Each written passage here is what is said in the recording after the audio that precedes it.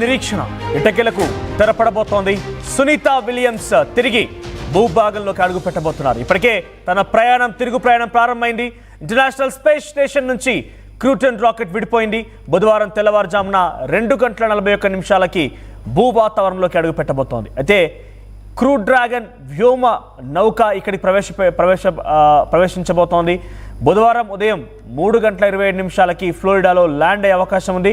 ఇక సముద్రంలో ల్యాండ్ ఉండడంతో రెస్క్యూ కోసం కూడా ఏర్పాట్లు సిద్ధమయ్యాయి. ఉదయం 8:15 తర్వాత హ్యూస్టన్లోని జాన్సన్ స్పేస్ సెంటర్కు సునీత విలియమ్స్ బృందం చేరుకుంటుంది. జాన్సన్ స్పేస్ సెంటర్లో సునీత విలియమ్స్కి వైద్య పరీక్షలు నిర్వహిస్తారు. అంతరిక్షంలో ఎక్కువ రోజులు గడపడంతో శారీరక పరిస్థితి పైన డాక్టర్లు ట్రీట్మెంట్ అందించబోతున్నారు. భూ వాతావరణానికి అలవాటు పడేలా సునీతకి వైద్యం చేయబోతున్నారు. అయితే ఇక్కడ 9 నెలల నిరీక్షణకి ఎట్టకేలకి తెరపడింది. 2024 జూన్లో వారి ప్రయాణం ప్రారంభమైంది. అప్పటి నుంచి ఇప్పటివరకు కూడా నిర్విరామంగా అక్కడ వారు పరిశోధనలు చేస్తూనే ఉన్నారు. అయితే అక్కడి వాతావరణానికి అలవాటు పడిపోయినటువంటి శరీరం ఒకసారిగా భూ వాతావరణంలోకి రావగానే ఎలా ఉంటుందనే దానిపైన కొంత ఆందోళన వ్యక్తమవుతోంది.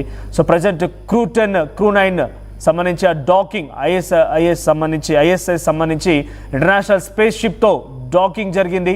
అంటే రెండు కలిసిపోయాయి. ప్రజెంట్ ఇటు క్రూటన్ నౌకలో నుంచి అందులోకి వెళ్ళిపోయారు. ఆ తర్వాత అక్కడ హ్యాండ్ ఓవర్ జరిగింది. వెంటనే సునీత విలియమ్స్ని ఈరోజు డాకింగ్ విడిపోయింది. అంటే డాకింగ్ జరిగినటువంటి సిచ్యువేషన్ నుంచి అవి విడిపోయాయి. క్రూటన్ తిరుగు ప్రయాణం స్టార్ట్ చేసింది. ఈ తిరుగు ప్రయాణంలో సునీత విలియమ్స్, బుచ్ విల్మోర్ ఇద్దరు కూడా వస్తున్నారు.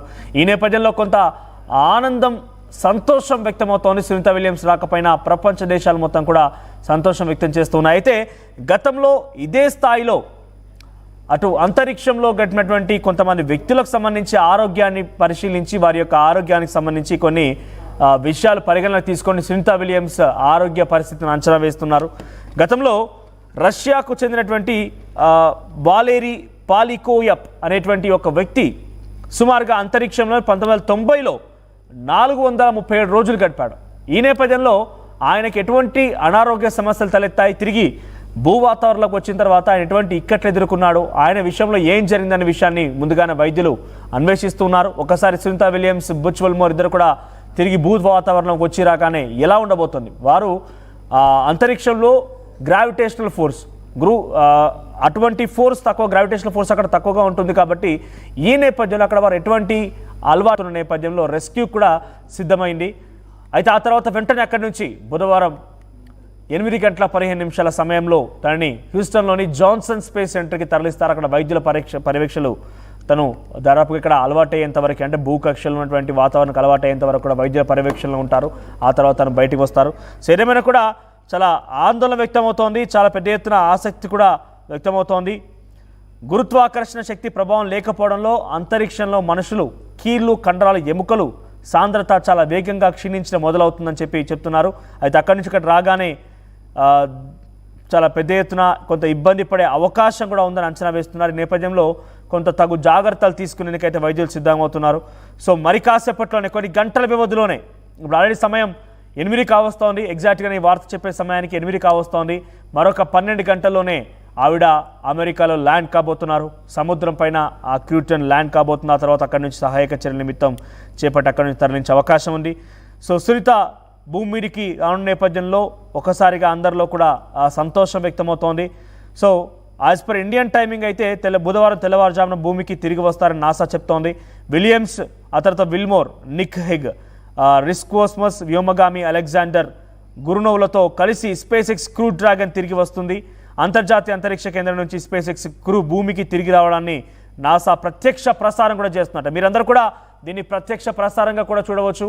సో ఇప్పటికే బహుశా ఆ లైవ్ టెలికాస్ట్ అనేది ప్రారంభమై ఉంటుంది. నాసా అఫీషియల్ లైవ్ ఇస్తోంది. సునీత విలియమ్స్ తిరుగు ప్రయాణం పైన ఎప్పటికప్పుడు తాజా సమాచారాన్ని మనం నాసా అఫీషియల్ ద్వారా తెలుసుకోవచ్చు. సో 10:15 ఐఎస్ఎస్ నుంచి విడిపోతుంది. బుధవారం తెల్లవారుజామున 2:40 భూ వాతావరణంలోకి ప్రవేశిస్తోంది.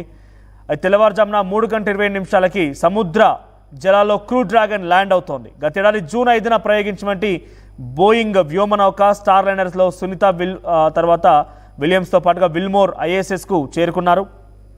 షెడ్యూల్ ప్రకారంగా వారం రోజుల్లో తిరిగి రావాల్సి ఉండగా 9 నెలలు అక్కడే చిక్కుకుపోయారు. సాంకేతిక సమస్యల కారణంగా అక్కడే వారు నిలిచిపోయారు.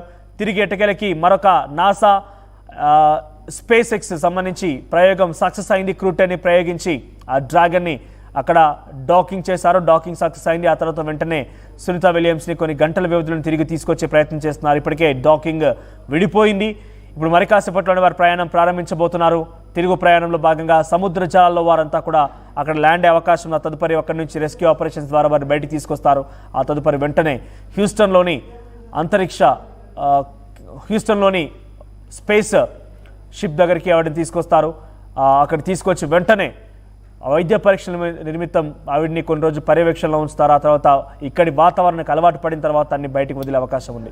చూద్దాం మరి ఇంకా ఈ లైవ్ టెలికాస్ట్ మీరు కనుక చూడాలనుకుంటే ఇటు ఆర్టీవీ కూడా మీకు ఎప్పటికప్పుడు నాసా నుంచి వచ్చేటువంటి లైవ్ అఫీషియల్స్ని మొత్తం కూడా మీకు ఆర్టీవీ కూడా అందించే ప్రయత్నం చేస్తుంది. సునీత విలియమ్స్ తిరుగు ప్రయాణానికి సంబంధించి ఆర్టీవీ కూడా మీకు ఎప్పటికప్పుడు తాజా సమాచారం అందిస్తూనే ఉంటుంది.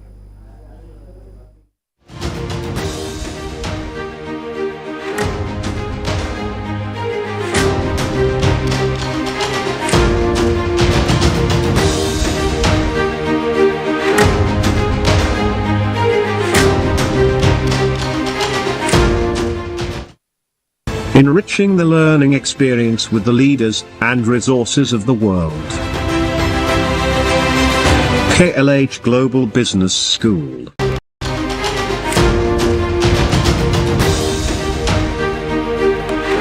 తొమ్మిది నెలల నిరీక్షణ ఇటకెలకు తెరపడబోతోంది.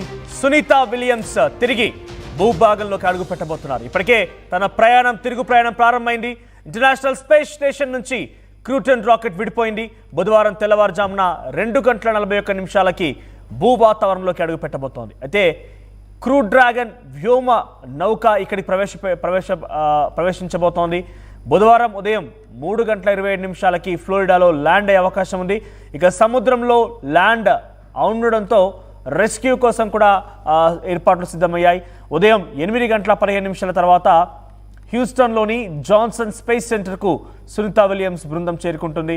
జాన్సన్ స్పేస్ సెంటర్లో సునీత విలియమ్స్కి వైద్య పరీక్షలు నిర్వహిస్తారు. అంతరిక్షంలో ఎక్కువ రోజులు గడపడంతో శారీరక పరిస్థితి పైన డాక్టర్లు ట్రీట్మెంట్ అందించబోతున్నారు. భూ వాతావరణానికి అలవాటు పడేలా సునీతకి వైద్యం చేయబోతున్నారు. అయితే ఇక్కడ 9 నెలల నిరీక్షణకి ఎట్టకేలకి తెరపడింది. 2024 జూన్లో వారి ప్రయాణం ప్రారంభమైంది. అప్పటి నుంచి ఇప్పటివరకు కూడా నిర్విరామంగా అక్కడ వారు పరిశోధనలు చేస్తూనే ఉన్నారు. అయితే అక్కడి వాతావరణానికి అలవాటు పడిపోయినటువంటి శరీరం ఒకసారిగా భూ వాతావరణంలోకి రావగానే ఎలా ఉంటుందనే దానిపైన కొంత ఆందోళన వ్యక్తమవుతోంది. సో ప్రజెంట్ క్రూ10 క్రూ9 సంబంధించి డాకింగ్ ఐఎస్ఐ సంబంధించి ఇంటర్నేషనల్ స్పేస్ షిప్